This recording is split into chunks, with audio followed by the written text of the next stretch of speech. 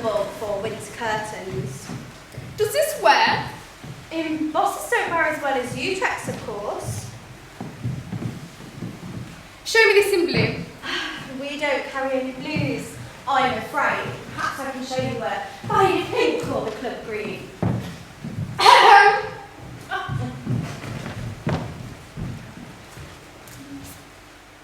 Blue, blue. Have you seen the mockets? Don't jolly me along. I would be comfortable with an artificial material. I want velvet. Velvet does hang best. Gives the wear and keeps the glister. At that price it should. Your catalogue is full of interesting items, however, none of them are in your shop. You offer only shoddy. How can you attract a discriminating and rewarding class of client? Look, your catalogue is blue. At the bottom of page 1321 in the right-hand column. All you see here is a violin against special order, Mrs. Ruffy. Blues and Tascor.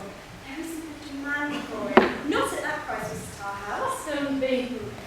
Well, I suppose it would be wholly optimistic of me to ask to see an example.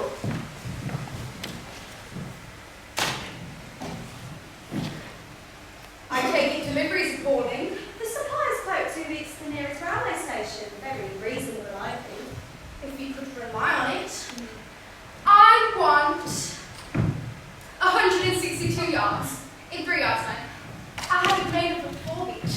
I can supervise the work there. I'll take this piece of please. Wouldn't you guys have one remade up first? Just if you size it. Why? The downstairs curtains are shabby. Even you remarked on it. I've already enlarged my impression of this small piece into the entire scene, and I can tell you it looks very well. I'll send a copy of your order at the Park House, and then you'll have your own reminder. I'm obliged. Now, gloves. Oh, can you talk me on that line? Only what you saw last week, Mr. Ruffy. Oh, I like these movies. Oh, good. And Jessie, please don't try and sell me to a purchase. You know it makes me cross. We have the military style with the now at 3 shillings.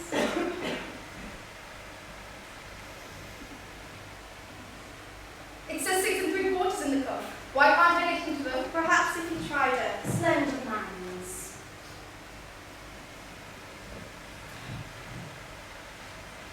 They support the hand comfortably, but will they stand wearing? No, gone at the seams. There you are. Give it under the slightest emphasis. I'm an emphatic woman, and I must have gloves that accommodate themselves to my character. I'm not having those. Thank heavens I found out in time. Ooh, now these have style. Could wear this one. Come with them. What? Quickly! Louder! A moment. It is Mr. Carson. I'm Mrs. Bradford. How do you do? It was a terrible tragedy. Colin was engaged to my niece. Oh, my companion was just Carson. How do you do? Oh, terrible. I knew Colin well and so courteous. Always had a kind word even for those in the background. The coroner's wife thought to tell me the details after breakfast. You must feel low. You can imagine the state my poor niece is in. Just been to your house. I tried to see her. You told me to come back later. Please, treat my house as your home. I was devoted to Colin. It was all for him in future single brightness. Oh dear. Are you staying long? Till the inquest. Oh dear. Well, you must tell me exactly what happened. I was going to complain to the chief of staff about the battery opening fire. But the coroner's wife tells me you strayed into their target area. How can that be? It was marked on the charts. Who's the navigator? Oh, we both looked after that. It's only a small boat. The storm swept us off course. It puzzled the guns that sunk us. We'd already turned up. Such a night. In heavens, I didn't know you were out tonight. I assure you, I had no sleep. I've been tormented by the idea of... Not that my sufferings don't matter at all. Of course, compared to you. Oh, gladly watch the night through. I shan't take these after all, Hatch. Send them back to the manufacturers and tell them that they are not up to the standard one is entitled to expect.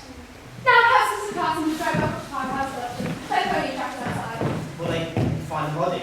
Oh, this terrible scene, this terrible night. Everything is washed up.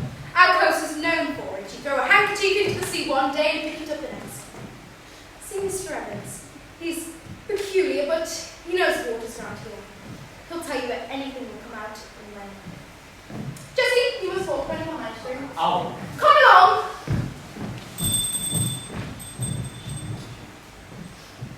Mrs. Hatch, who was on duty last night? Why? Surely it'll come out in the inquest. Why was nothing seen by the town lookout? You need second sight to see anything last night. I was on duty. Dear me, and the town pays you 10 shillings a year I to watch Mrs. Tarhouse. More than the town's 10 shillings is worth. Morning, Renee. Oh, morning, Hollyhock. You were on duty last night? No, Miss Tarhouse. Not? But surely on such a night, I would have thought all town's lookouts would be at that post. That's not in my copy of the regulations, Mrs. Tarhouse. Well, I can't read mine. This material, Mrs. Tarhouse, 162 yards. Well, she changed her mind. Last time, she was a cushion, she wouldn't even look at them. I have to say cash for every order. I'd only take back against qualified complaints. Had a letter from the suppliers, signed by the managing director. Mrs. Hatch, you're in business. You've got to do what the customer wants. Very good, Mrs. Tarhouse. Good day. I think I'll have a We look at it. closed for lunch. Hello, me. Good day, Richard Blythe. Did you follow him? Been on his tail all morning, and I've seen him come in here and go for that one back. No use following him, how he's seen you. What did you do? Nothing to remark on. Never. What are you making then, Hatch? Look at the facts. He lands in the middle of the storm when nobody's going to sea. And he arranges to meet that Devil Evans out on the beach. Right. Mr. Bentham's dead. They've started with murder, and they'll do much worse. That boat didn't go down by accident. You can count on it. They wouldn't believe us, Billy. You don't believe in half times like all my warnings. Well, you do hear such weird goings on. Suppose I don't know who's really anymore. They come from space, beyond our world. Their world is threatened by disaster. If they think that we're a pair of weak fools, they'll all come here by the million. They'll take our jobs, homes, everything. We'll be saved all our lives making goods on other planets.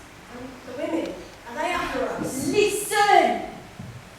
Where's the world's weak spot? Here!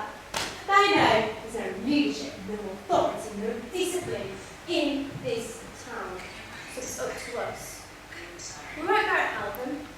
We'll drive them off, run them down. And what if they are sailors in distress? They aren't real sailors. They aren't even real stories. These people are millions of miles. They know to whip up the storm when they get here. We might lose a few innocent people. That's a risk. But they're guilty, not us. They'll go out and tell Parker's Billy, follow him when he leaves. They'll have arranged times to hover overhead invisibly. You watch, the scene make signs of prearranged code.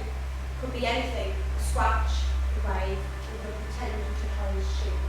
We've got one in the head, I'll go